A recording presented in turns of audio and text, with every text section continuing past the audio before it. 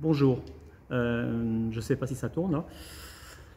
Voilà Michel Chanu, je viens un petit peu apporter mon témoignage pour aider ces mamans, toutes ces mères qui sont désenfantées, et puis je pense plus particulièrement à Karine Trapp, à Aurélie Darlé, à Laura Villot, hein, qui sont en grève de la faim là, sur Nîmes. Je suis triste, vraiment triste, parce que les mamans qui sont face à la justice familiale, à ces placements d'enfants, ne savent pas du tout dans quel processus elles sont. Aujourd'hui, la justice est la composante d'une activité criminelle. Et les gens ne le savent pas. J'ai cherché à comprendre, je ne veux pas porter le discrédit sur la justice française, j'ai cherché à comprendre l'origine de ce problème.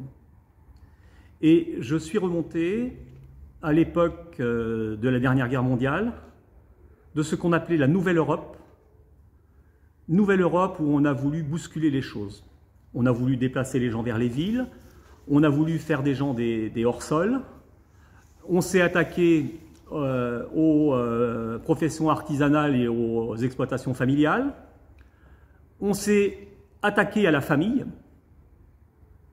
Naturellement, il fallait absolument détruire la cellule familiale, déposséder les parents de leur rôle éducatif et briser les familles. Et tout ça a été fait à une époque bien précise, quand Charles de Gaulle a pris le pouvoir. Quand Charles de Gaulle a pris le pouvoir en France, beaucoup de ses conseillers, proches conseillers ou ministres étaient membres d'un service secret qui s'appelait le BCRA. Et ces services secrets qui ont été pilotés à Londres par le MI5 puis par le MI6 ont formaté ces services. Si les gens vont voir dans l'origine de la loi, ils s'apercevront que toutes les lois, la loi principalement de 67, dite loi sur les faillites, a été là en fait pour détruire les PME-PMI de notre pays. Si on s'intéresse aux lois sur les tutelles des majeurs, de soi-disant protection des majeurs, on s'aperçoit que ces lois ont été faites en fait pour spolier les personnes rendues vulnérables. Et si on s'intéresse plus particulièrement à la politique de la protection de l'enfance, ben on s'aperçoit que les dispositions de l'article 375 du Code civil a permis de placer avec des motifs plus que subjectifs n'importe quel enfant. Tout ça dans le but d'alimenter des fonds occultes. Et ce qui me déçoit, c'est que dans toutes les affaires qui ont été traitées en France, on a une trame, on a des affaires qui sont vraiment révélatrices du système. Et personne ne voit. Je suis profondément déçu parce que personne ne voit. Ce qu'il faut savoir, c'est qu'à l'époque du général de Gaulle, a été instaurée en France une police parallèle, qui soi-disant était là pour assurer la sécurité du général. Mais elle avait un bien autre rôle, cette police parallèle. Elle était là pour assurer des financements. Cette police parallèle, elle était liée à des structures étrangères, et particulièrement une structure qui s'appelle les Stay Behind, qui ont été montés par les États-Unis à l'aide d'éléments nazis qui ont été recyclés. Et ces gens-là ont alimenté les caisses des partis politiques français, ont alimenté les caisses des services secrets avec de bien curieuses pratiques. Notamment,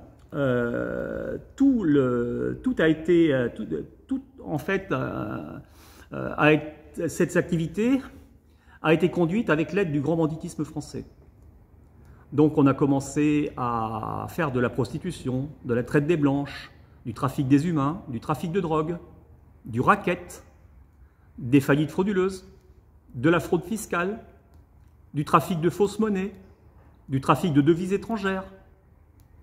Toutes ces pratiques ont été en fait couvertes par l'institution judiciaire française, avec des éléments de la police et avec des éléments au-dessus de tout soupçon.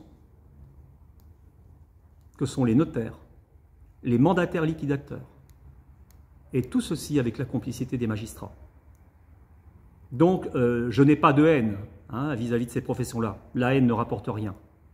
Seulement, aujourd'hui, on a un pays qui est en train de s'effondrer, et moi, j'aimerais voir dans les policiers, dans les magistrats, dans les gendarmes, certaines personnes un peu courageuses, pas des carriéristes, pas des gens qui ferment leur gueule parce que, voilà, il y a le tableau d'avancement chez les magistrats. Si on est un peu rebelle, la carrière, elle est tout de suite poubelle. Donc, j'aimerais que les mamans comprennent qu'en fait, elles sont des victimes d'État. Comme les gens qui ont été spoliés par les tribunaux de commerce, par les personnes vulnérables qui ont été spoliées à travers les tutelles. Ce sont des victimes d'État. Ce sont les victimes d'un banditisme d'État dont l'institution judiciaire est une composante. Voilà ce que j'avais à dire. Et j'invite toutes les personnes qui seraient intéressées. Moi, j'ai fait beaucoup de recherches. Vous savez, j'ai aucun avantage à me mettre en avant. D'ailleurs, je n'aime pas me mettre en avant. Et je sais très bien que tout ça comporte des risques.